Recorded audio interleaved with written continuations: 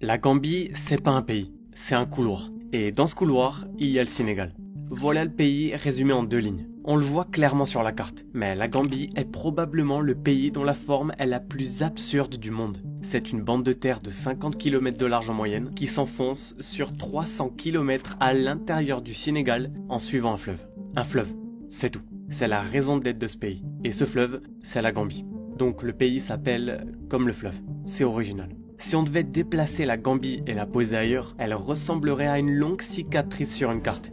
En fait, si vous retournez le pays à 180 degrés, vous auriez à peu près la forme du balai d'Harry Potter, le Nimbus 2000 pour être exact. Le pays fait 11 000 km², ce qui en fait l'un des plus petits pays d'Afrique continentale. Pour vous donner une idée, la Gambie est à peine plus grande que la Corse, sauf que dans la Corse, il n'y a pas presque 3 millions de personnes entassées. Et pourtant, ce pays n'a même pas accès à la mer en dehors d'une minuscule fenêtre de 80 km sur l'Atlantique. 80 km. C'est la seule bouffée d'air que ce pays a avant d'être complètement entouré par son voisin sénégalais.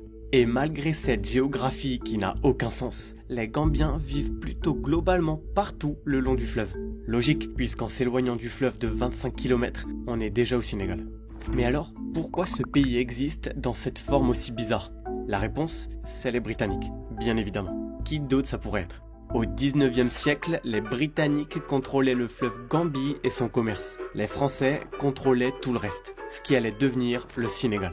Et au lieu de se mettre d'accord pour faire quelque chose de propre sur une carte, ils ont tracé une frontière à 10 km de chaque côté du fleuve et ont appelé ça un pays. Tout avait l'air si simple à l'époque. La Gambie compte environ 2,8 millions d'habitants, mais sa diaspora est massive. Des centaines de milliers de Gambiens vivent en Europe, notamment en Espagne, en Italie et au Royaume-Uni. Et on comprend pourquoi, quand on sait que la Gambie fait partie des pays les plus pauvres du monde. Ce pays est pourtant tourné vers le fleuve comme d'autres se tournent vers la mer. Le fleuve Gambie est une autoroute naturelle qui traverse le pays d'est en ouest. Toute la vie économique, agricole et sociale tourne autour de lui. Et c'est aussi un pays qui attire un nombre important de touristes européens, notamment des Britanniques et des Scandinaves qui viennent chercher le soleil en hiver. La Gambie est même surnommée la côte souriante de l'Afrique, ce qui est assez paradoxal pour un pays qui n'a presque pas de côte.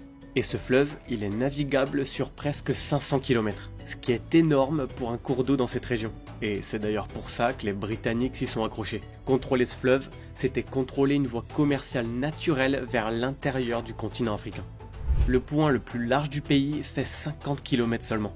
Le plus étroit, à peine 20 km. Ce qui veut dire qu'à certains endroits, vous pouvez traverser la Gambie en voiture en moins de 30 minutes. De la frontière sénégalaise à la frontière sénégalaise. Ce n'est pas un pays, c'est un fleuve qui a décidé de devenir un État. Et pour couronner le tout, le relief est quasiment inexistant. Pas de montagne, pas de collines notables, juste une plaine alluviale plate comme une crêpe, découpée par le fleuve et ses mangroves.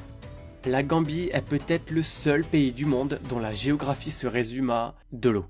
J'exagère bien sûr, il y a beaucoup d'autres choses en Gambie. C'est d'abord la côte souriante de l'Afrique, un surnom qui n'a rien d'un slogan touristique tant l'accueil y est sincère et chaleureux. Le pays est aussi reconnu comme une volière géante avec une biodiversité spectaculaire, dont plus de 500 espèces d'oiseaux colorés.